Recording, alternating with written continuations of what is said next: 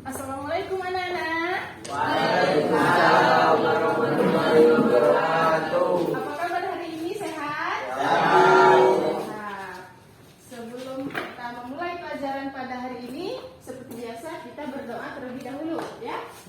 Doa dimulai.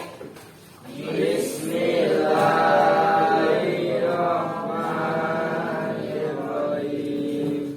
Rabbil zidna ilma warzuqna fahma wa amalan sholihan. Amin. Nah, sebelum kita belajar, Ibu absen terlebih dahulu ya. Ya, Di sini hadir semua kan? enggak. Bukan. Siapa yang tidak hadir? Malam. Nurmala, Rizky, dan Jeffrey. Bentar ya, Ibu buat apa keterangannya? Tidak ada?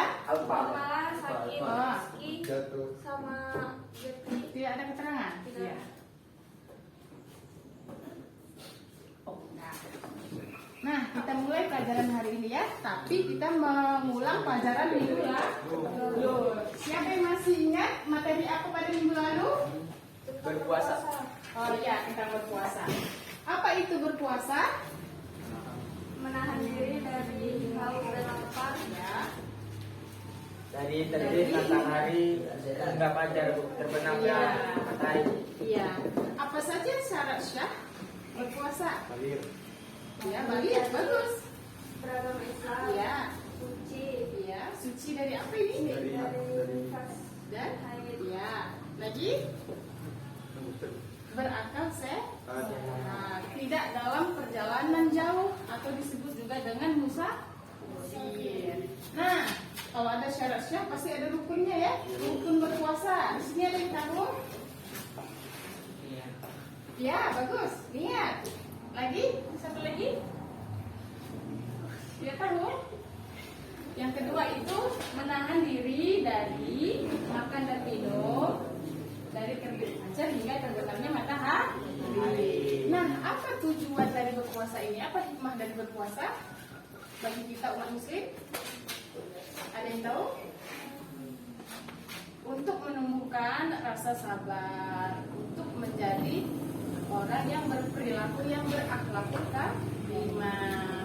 Terus agar kita senantiasa untuk berpola hidup sehat. Sampai sini ada yang paham atau tidak mengerti bisa ditanya. Paham? Alhamdulillah. Nah, kita masuk ke materi yang baru, yaitu toharoh. Nah, apa itu toharoh? Bersuci. Ya, bersuci. Bersuci dari hadas dan najis. Bersuci ini terbagi menjadi dua ya. Suci dari hadas dan suci dari najis. Nah, Ibu akan jelaskan yang dua ini apa perbedaannya, apa hadas dan najis. Bagaimana cara bersuci dari kedua hadas dan najis ini. Hadas adalah segala sesuatu yang dapat dihilangkan dengan cara mandi dan wudu. Contoh hadas yang dapat dihilangkan dengan cara mandi itu termasuk hadas besar ya. Kalau dihilangkan dengan cara mandi. Apa contohnya? Contohnya apa? Ayo. Seperti yang perempuan haid. Nah, setelah haid pasti ada mandi wajib, mandi junub, mimpi basah. Laki-laki ini termasuk hadas besar atau hadas kecil? Hadas besar. Kalau hadas kecil itu contohnya apa? Ketika kamu mau berwudu, ya kan? Setelah berwudu juga, tetapi kamu buang air. Nah, kamu ini mandi atau berwudu lagi? Lagi. Kenapa tidak mandi? Oh ya, karena hadas kecil. Terus masuk ke najis. Apa itu najis? Najis itu ialah segala sesuatu yang sangat-sangat kotor dan sangat menjijikkan. Dan cara menghilangkannya pun tergantung dari tingkatan najis tersebut. Siapa yang tahu ada berapa tingkatan najis? Ibu kasih dulu, ada 3. Yang pertama apa? Ya, apa?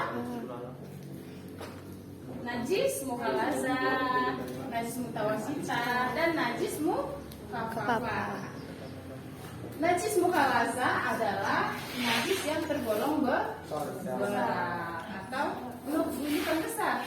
berat. Contoh dari najis mukhalazah ini seperti terkena air liur anjing dan babi. Bagaimana cara mensucikannya? Dengan menggunakan 7 kali basuhan dengan air. Adapun cucian yang pertama campuran dengan air dan tanah atau lumpur. Dan cucian yang terakhir itu menggunakan air bersih. Nah, cucian yang terakhir ini kamu perhatikan najis itu masih ada atau tidak. Kamu cuci sampai benar-benar bersih najis tersebut. Jika sudah hilang benar, berarti kamu sudah mensucikannya. Lalu najis mutawasitah. Apa itu najis mutawasitah? Apa di sini senyum-senyum aja? Apa najis mutawasitah? Najis yang tergolong sedang atau pertengahan antara najis mukhalazah dan najis mukhafafah. Apa contoh dari najis mutawasitah ini? Ada yang tahu? Angkat tangan. Enggak ada yang tahu. Nah, contoh dari najis mutawasitah ini seperti bangkai hewan kecuali ikan dan belalang, darah haid, nanah, itu termasuk najis sedang. Terus apalagi? Ada yang tahu? Segala kotoran hewan ataupun manusia itu merupakan najis sedang, Bu. ya. Terus lanjut yang ketiga. Apa itu najis mukhafafah? Najis mukhafafah ini merupakan najis yang paling ringan antara najis mukhalazah dan mutawasitah. Ya, walaupun demikian najis ini tetap harus dibersihkan. Kenapa? Ayo, kenapa? Karena toharoh ini termasuk syarat syah dalam sholat. Jika sholat kita tidak bersih dalam keadaan berhadas besar ataupun kecil, maka sholat kita tidak diterima. Seperti yang tertuang dalam hadis riwayat Muslim yang bunyinya layak balullahu sholatan bihoirin tahur, yang artinya Allah tidak akan menerima sholat seseorang tanpa bersuci. Nah, sudah jelas ya, toharoh ini sangat penting dipelajari karena dia termasuk syarat syah sholat. Nah, gitu, ada yang tahu contoh dari najis mukhafafah ini? Satu, ada yang tahu? Yang sebelah sana, kayaknya cerita-cerita aja tuh yang sebelah sana. Tanya sebelah sini lah. Contoh najis ringan. Iya, air kencing, iya. Lanjut. Air kencing bayi laki-laki yang belum berusia 2 tahun atau belum memakan makanan apapun kecuali air susu ibunya. Nah, najis mukhafafah ini terbagi menjadi 2. Ada yang tahu lagi? Nggak tahu? Najis hukmiyah dan najis ainiyah. Nah, najis ainiyah itu ialah najis yang terlihat, baik zatnya, seperti baunya, rasanya, bentuknya, ataupun warnanya. Nah, bagaimana cara membersihkan najis ainiyah ini? Ada yang tahu? Ya. Nah, cara membersihkannya itu menggunakan air. Cukup dipercikkan saja, di mana air kencing itu mengenai suatu benda atau baju atau apapun yang terkena, ya, cukup dipercikkan saja, tidak perlu dibilas atau dicuci. Nah, yang kedua itu najis hukmiyah. Maaf ya, najis hukmiyah.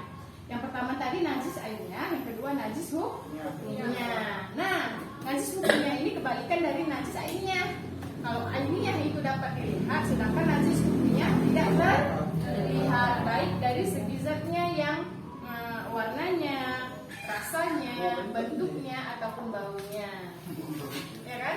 Biasanya kalau najis hukmiyah ini seperti air kencing bayi laki-laki yang sudah kering, ya.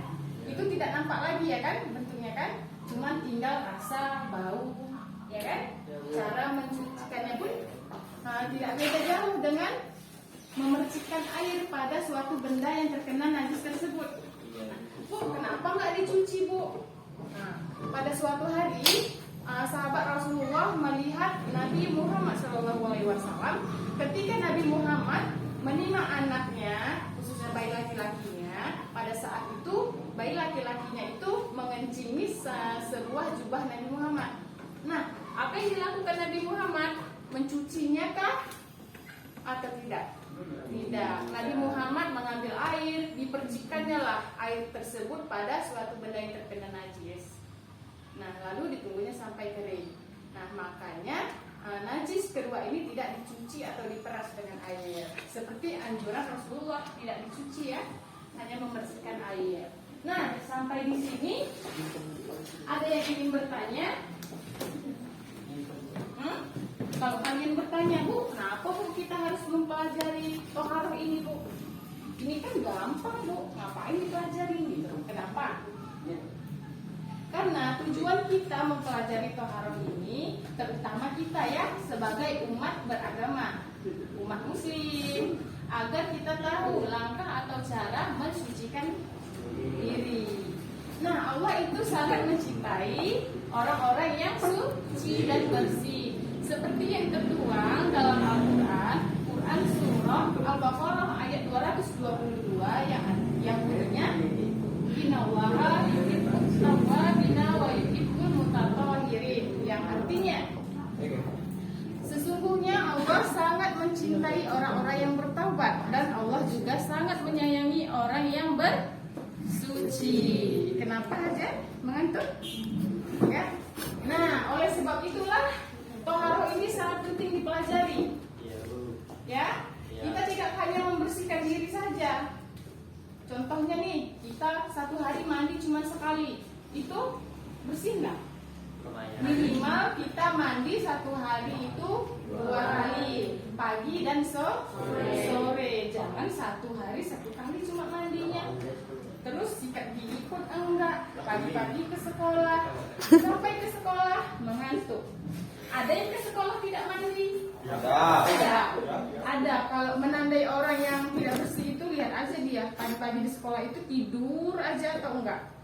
Kalau dia tidur aja mengantuk, semangat belajarnya pun enggak ada, berarti dia tidak mandi. Tidak mandi ini merupakan kenapa tidak mandi? Nah, yang tidak mandi itu pasti dia tidak semangat, menguap, mengantuk, ya kan, Putra? Semangat. Ini suka mandi, iya. Suka mandi itu sebagian dari kebersihan. Nah, sebelum Ibu sudahi materi ini, kalian sudah paham atau belum? Sudah, Bu. Kalau tidak paham, tanyakan. Nah, ini kesimpulan ya, kesimpulan dari pelajaran hari ini. Kesimpulan dari pelajaran kita pada hari ini yaitu toharoh itu merupakan bersuci dari hadas dan najis. Nah, tingkatan hadas atau najis, terutama tingkatan najis ya, itu terbagi menjadi 3. Najis mukhalazah, mutawasitah, dan najis mukhalazah ini najis berat, mutawasitah najis ringan, mukhalafah dan najis sedang. Mutawasitah najis sedang. Nah, hadas tergolong menjadi 2, hadas besar dan hadas kecil. Adapun dalil yang menjelaskan tentang toharoh ini yang mengharuskan kita bersuci yaitu terdapat dalam Quran Surah Al-Baqarah ayat 222 dan tadi dijelaskan hadis riwayat Muslim yang artinya apa? Ayo, Allah tidak akan menerima sholat di antara kamu yang tidak bersuci.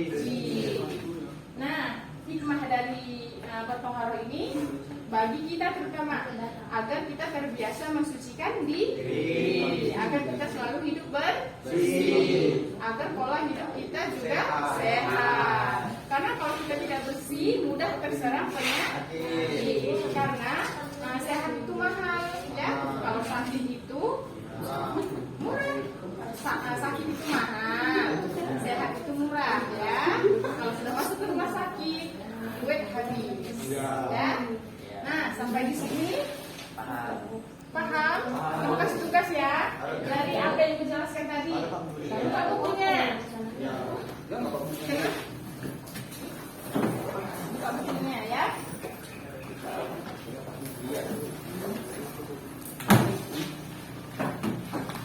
Sebutkan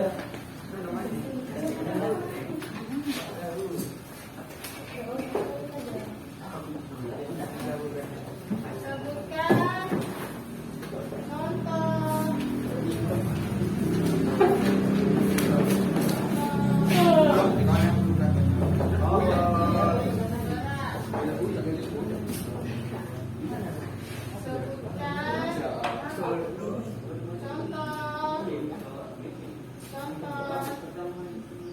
Najis, ringan. Ada berapa?